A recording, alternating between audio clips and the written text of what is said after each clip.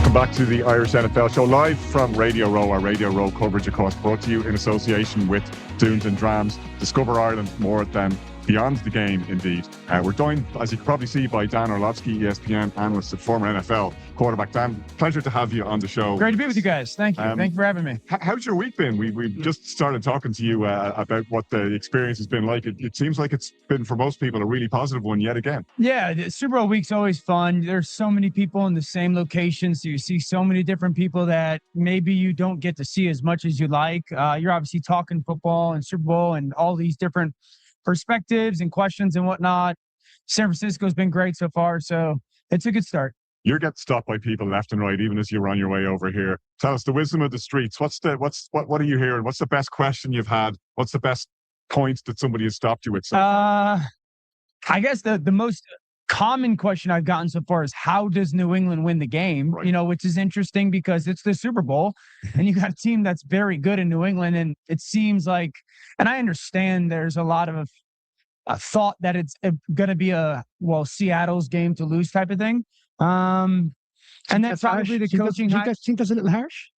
No, I get it. I still think that, and I don't think it's harsh to go, New England is ahead of schedule. It's a reality. And there was moments this season where the strength of schedule and the opponents that they played and some of the injuries, guys hadn't played together on a consistent basis. And then, they haven't faced a gauntlet from an offensive perspective of teams that they've gone against in the playoffs. So I don't know if it's harsh, but there's a greater appreciation for Seattle's journey. Seattle had to go through some teams in San Francisco and LA that you go, yeah, we watched them play. So I don't think it's unfair to say Seattle's kind of where people expected or thought they could. New England certainly has been the surprise. I do find that interesting, though, and I'd love to tease that out with you a little bit more, Dan, because we know it's in New England's DNA that this team knows what it takes to win championships. Mike Vrabel sure as hell knows what it takes to win championships. Josh McDaniels knows what it takes. If there's a team that I expect to have the right plan for a Super Bowl and to have their guys right for the big day, it is the Patriots, right? Yeah, yes, but you're looking at it through and I get it, the glasses of that 20-year run. There's only two coaches in the history of the NFL that have gone to a team that had 4 or less wins the year before and taken that team to the Super Bowl within 2 years. One of them is Mike Vrabel. Yeah. The other one is Bill Belichick. So it's wild that almost 5 years later, they've done it again. So it's just rare. You don't see teams that are selecting in the top 4 or top 5 of the NFL draft go to the Super Bowl. I think it's happened 4 or 5 times, and 2 of those were teams that traded up. They weren't as bad record-wise. They traded to get into that top 5. And so it's just very rare to see that a team that has flipped so fast their roster get to the Super Bowl. If they're going to win, Dan, they're going to need a big game from Drake May. We're going to need to see more of Drake May and the better version of Drake May than perhaps we've seen in the playoffs thus far. And there's been reasons for that. And obviously the weather was a massive factor in Denver, but he needs to have a big game. I know that's obvious to say, but there's a lot of pressure on him. I think can their defense keep them in it? New England's defense, and you would think so. Seattle's offense is good, really good. New England's defense has been great. And these playoffs, this is by far the best offense they'll play against. So their defense has to keep them in it. They've got to do a really good job of not giving up those big plays in the play action game from Seattle. And then 2, situationally, Drake's going to have to be very strategic. I'm of the belief to play against this Seattle defense as a quarterback, you can't think you're going to march the field on a consistent basis, 10-play, 12-play drives, and be flawless in your execution. So then you have to create some big plays. And in the pass game, you have to be precise. And when you watch teams offensively have in the pass game success against Seattle's defense, it's not easy. Yeah. You've got to be precise with your timing and your placement and your type of throw. And I think that's the big challenge for Drake in this pass game is, can they live in this world of just precision against a defense that's very difficult to go against? And yet, as you say, we saw Matthew Stafford and the Rams do that. Like, let's not forget that the Rams poured 479 yards on that Seattle defense. As brilliant as they've been all season, I don't know if you can just drop that template onto New England, because it would be helpful to have Matthew Stafford and Buka Nakua for starters, and they don't have. I just don't. That's the only offense, certainly in the last 10 to 12 weeks. We saw Tampa have success against them early in the year. Against that Seattle defense, that's the only offense that's really clicked on a consistent level. And so that's not who New England is. Can they try to replicate it for moments? Yes, but that's not who they are. Dan, a couple of years removed from when you joined us talking about the Bengals Rams Super Bowl, and you spoke of it in that situation. Now, Joe Burrow had only come into the league a couple of years. The pressure was on Matthew Stafford to win the Super Bowl, albeit the big trade from the Lions at the time. It kind of has a little bit of similarity in terms of May's not too long in the league, and Sam Darnold's going to have gone a very different route. He's been with quite a few teams. Yeah. Would you see the pressure on Sunday more so on Sam to get over the line, and how do you think they could manage that in terms of the play calling early on? Will they run orientate and try to just ease Sam into the game? Yeah, I do think that if I was going to choose a side, it would be more pressure on Sam Darnold, and I've been a backer and believer in Sam. That being said, 3 years ago, he was a laughingstock in the NFL. I don't agree with it, but that's the reality. We just don't see quarterbacks kind of go through this journey of early pick. Oh my goodness, you're a bust. You get traded. You're not good at this place. You're not good at another place. You get another opportunity. All of a sudden, you're in like an MVP conversation, and now you have that you got a chance to go win the Super Bowl. It's one of the most fascinating quarterback journeys.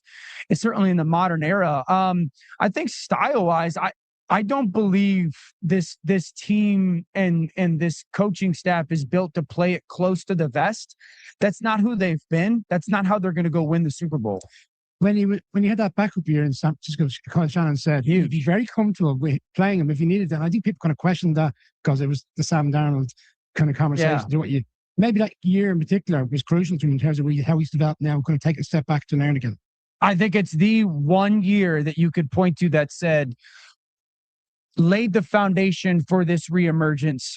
We had Sam in Seattle on Monday Night Football this year, and I asked him about that year, and he said the two biggest parts of that year were, one, his quarterback coach, Ben McAdoo, who's the old New York Giants head coach, really just drilling into him how important his feet were and just allowing that to be how he gets through different progressions. That guy's not open. That guy is not open. Yep, that guy is.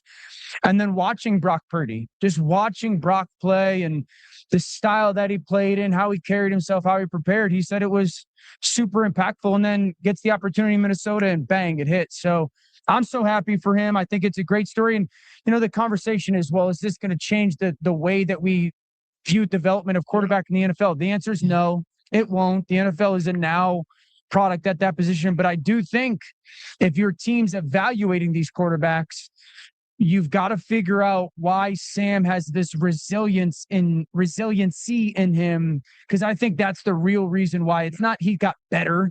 It's not he got more talented. No, he was crazy resilient. It's more about the makeup, the guy. Sorry, more about the makeup. Yes. Oh, big time. Yeah. Big time. Every guy's talented, man. Are you a rock wall? Are you a stone wall when it comes to your skin? It's funny you say that, because I was watching the John Elway documentary on Netflix just a couple of weeks ago, and you remember it's always been like this. I mean, the pressure that Elway was under and dumped on and written off as a bust after one season. But I'm fascinated watching this year's playoffs of how we've seen that class of quarterback, Drake May, Bo Nix, Caleb Williams having a great year. Yeah. That seems to have been a really good crop. But what those three guys have in common, to your point, is they're very resilient. Yeah. And specifically to Bo and Caleb, I mean, just the late game comebacks. I mean, I think they were 1 and 2 in the NFL this year in fourth quarter comebacks.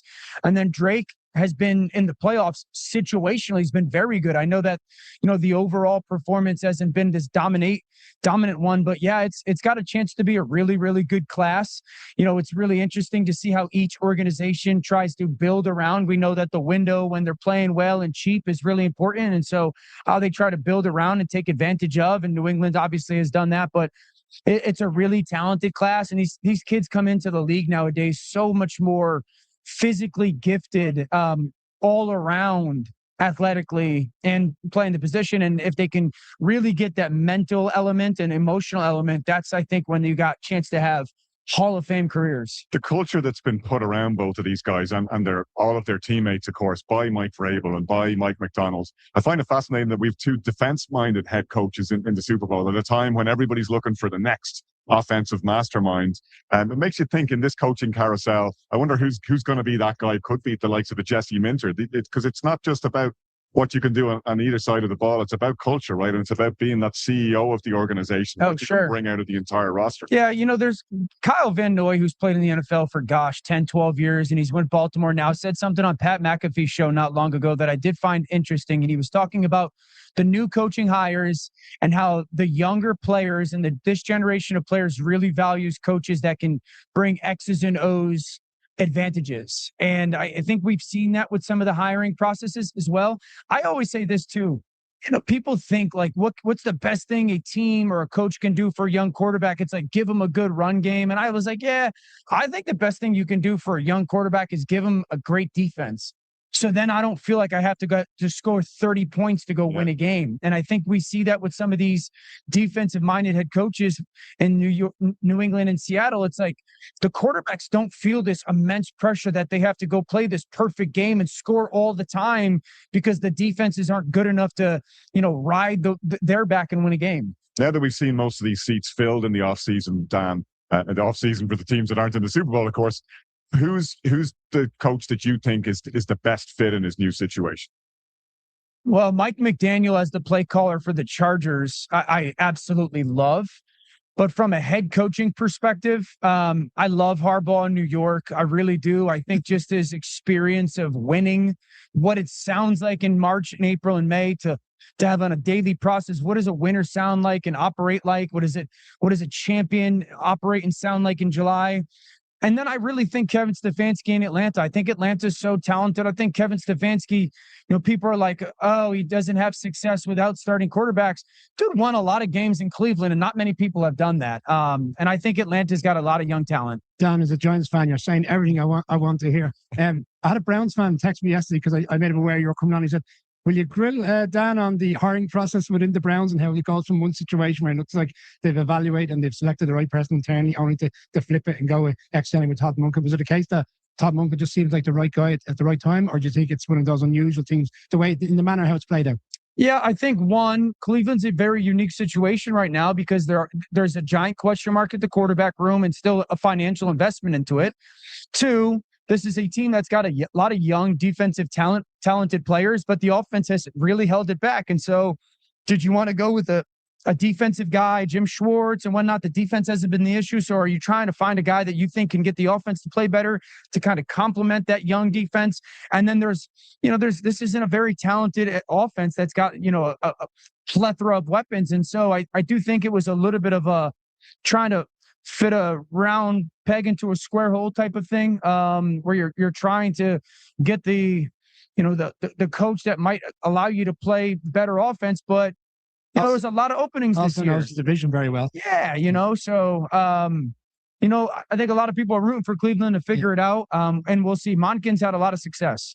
Dan, like any great coach, we pride ourselves on our clock management, and our time with you is up. Thank you so much for spending it with us here. I know you got a lot of calls on your time while you're here at Radio Row. Enjoy the rest of the week. I hope we all enjoy a great game on Sunday. Pleasure to have you with us on the Irish. Good to be with you guys. Thank you.